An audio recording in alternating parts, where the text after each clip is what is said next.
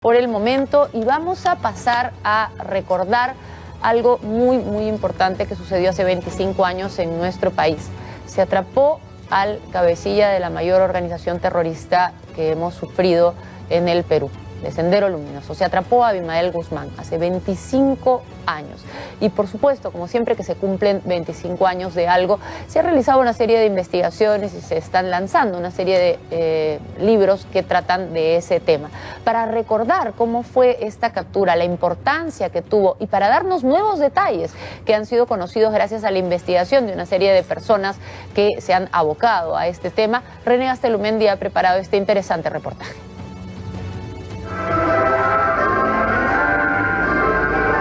Esta mujer es Maritza Garrido Leca ensayando una obra meses antes de que sea capturada junto a Abimael Guzmán en 1992. ¿Sabía usted que 63 miembros del GEIN que cobraron la recompensa por capturar a Abimael Guzmán invirtieron su plata en el recordado CLAE de Manrique y lo perdieron todo?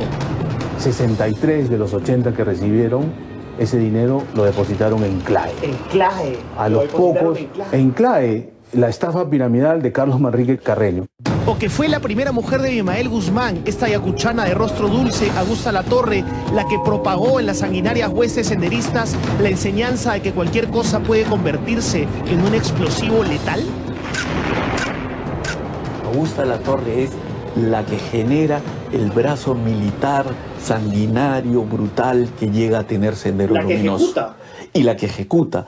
¿Sabía usted que Elena Iparraguirre, la tristemente célebre camarada Miriam, no se arrepiente de nada, ni siquiera de las más de 30.000 muertes ocasionadas por Sendero? Es una persona que no se ha arrepentido de los sucesos de la guerra que ella contribuyó a conducir.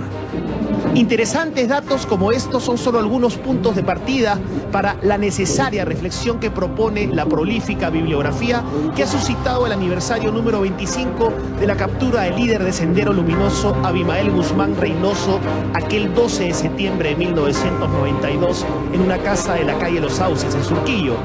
Empecemos por el libro La Hora Final del periodista Carlos Paredes. 4 años de investigación sobre el mítico Grupo Especial de Inteligencia GEIN, creado el 30 de marzo de 1990, entrevistando, recopilando e interpretando datos para lograr una crónica novedosa y didáctica de una historia épica de 89 policías.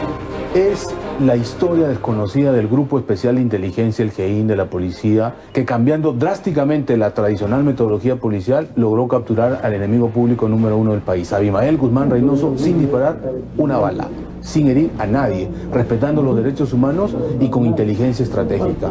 Y fue la derrota militar contundente contra Sendero Luminoso del año 92.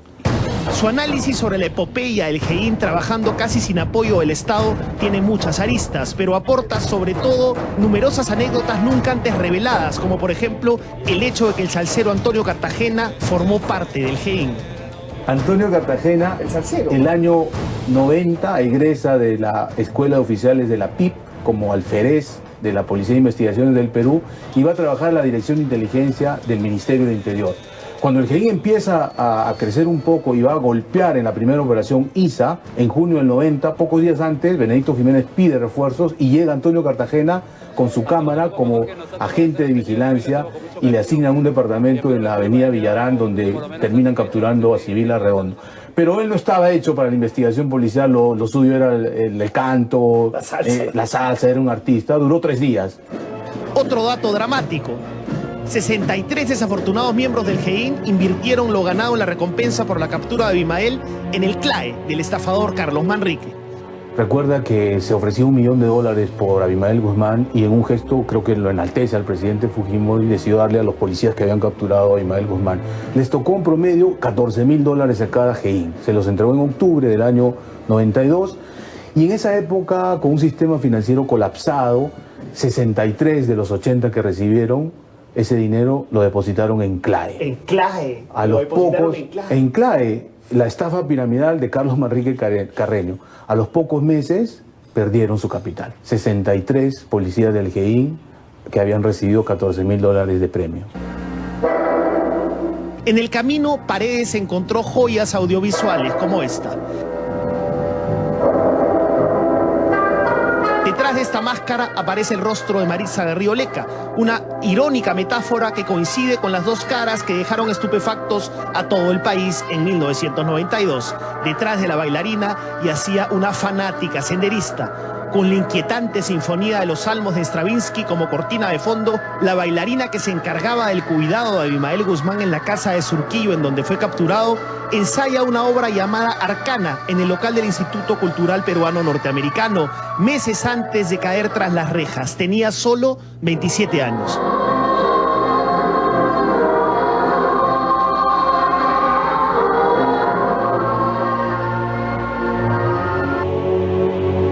Pero no solo eso, Paredes ofrece en su libro una recopilación de más de 40 fotografías que revelan, por ejemplo, cómo se disfrazaban los agentes del GEIN para efectuar sus seguimientos por toda la ciudad a la esquiva cúpula senderista. Acá está el agente Julio Becerra Ardilla, que fue finalmente el primero a ingresar a la casa de los Sauces.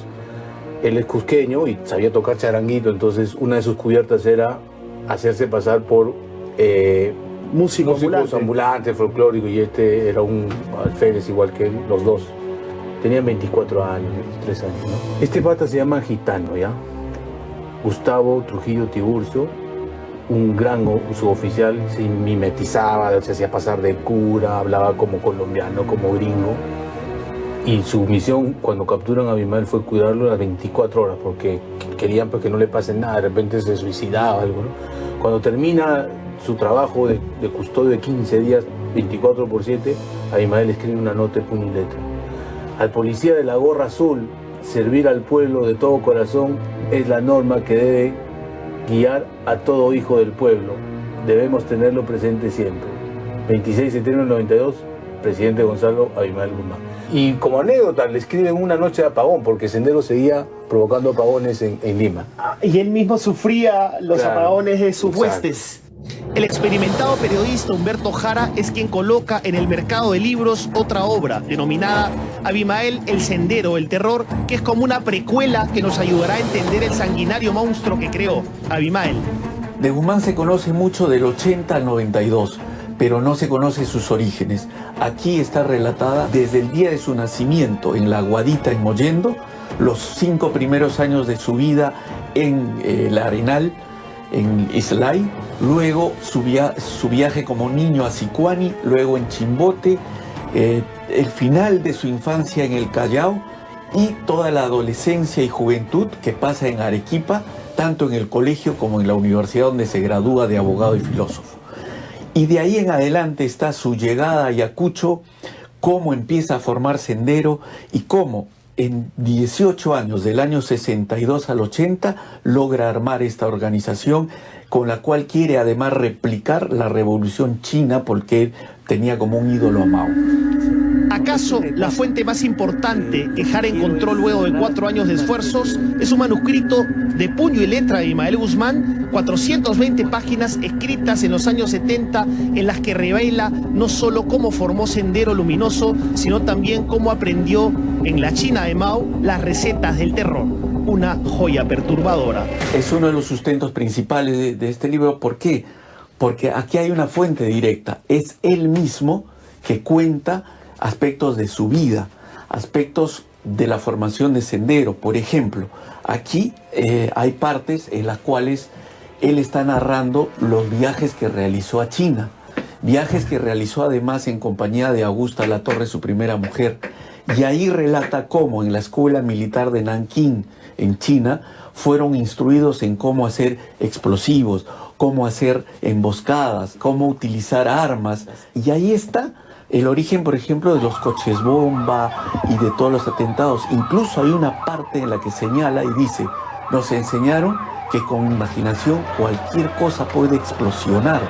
Entonces uno se puede pensar y mira la historia y encuentras los burros bomba, los niños bomba, los triciclos bomba y toda esa cosa atroz que hubo, ¿no?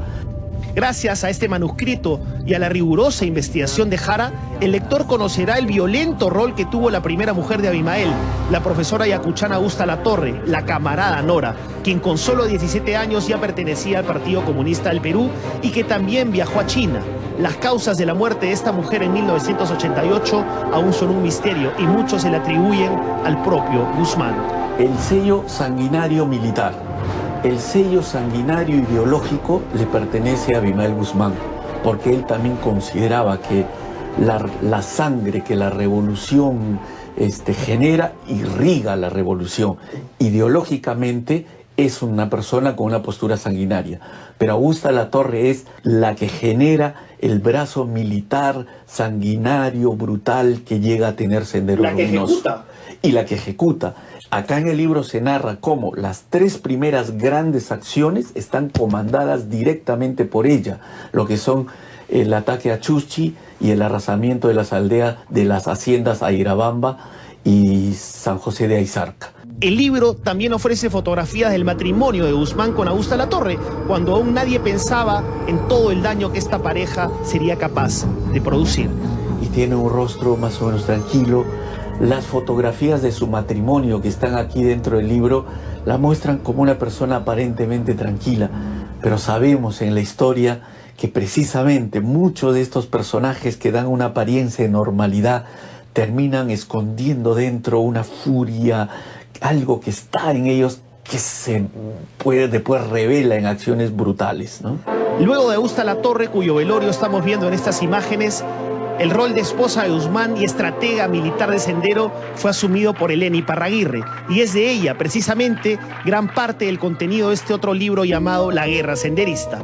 Hablan los enemigos del historiador Antonio Zapata, quien conoció y entrevistó 21 veces a la camarada Miriam, impartiendo clases de historia en las prisiones peruanas.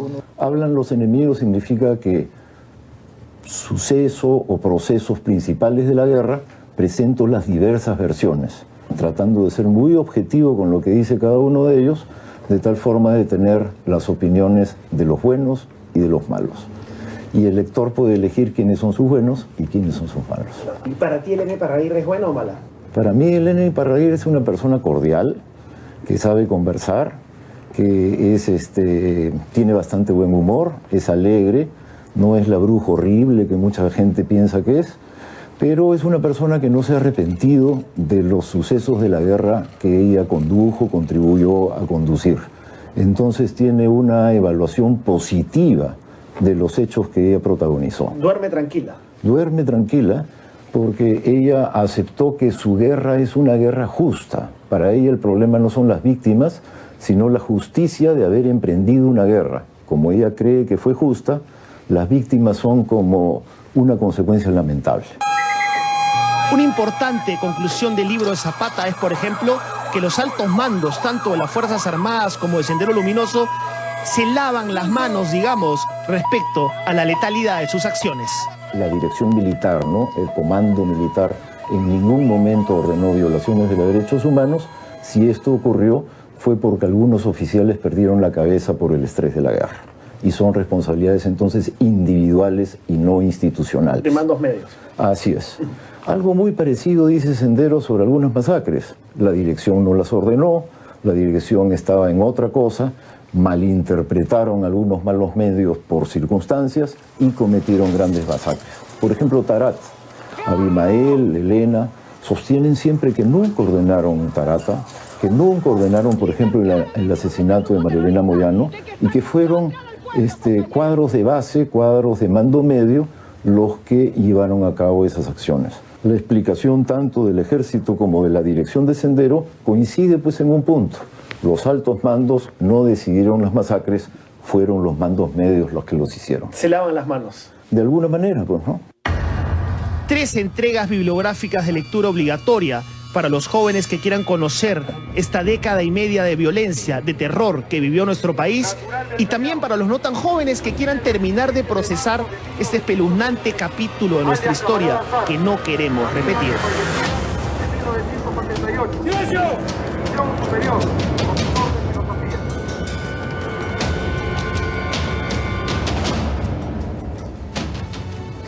Dice un dicho que el pueblo que no conoce su historia está condenado a repetirla, y esto no nos debe pasar. Como bien dice René al terminar el reportaje, hay historias que no queremos repetir. Por eso es importante recordar los que lo vivimos y tratar de enseñarle a los jóvenes que no lo vivieron lo que fue esta organización sanguinaria que no quiere morir, que a través de diversas formas no quiere morir. Estamos viendo que a través del Movadef existen todavía las personas que quieren defender las ideas. Y si bien no estamos viendo los atentados que vivimos, aquellos que vivimos la década de los 80 y principios de los 90, mientras las ideas subsistan, siempre existe el peligro. Y la mejor manera de combatir las ideas es con el conocimiento. Por eso, bien conocer que existen estas obras, y hay que buscar que se difunda todo el terror, toda la muerte, todo el dolor que causó el terrorismo en nuestro país. Ese terrorismo que hoy día los jóvenes ven afuera, en Europa, en Medio Oriente, como una cosa ajena. Eso lo vivimos aquí. Que no se repita. Regresamos con mucho más en Cuarto Poder.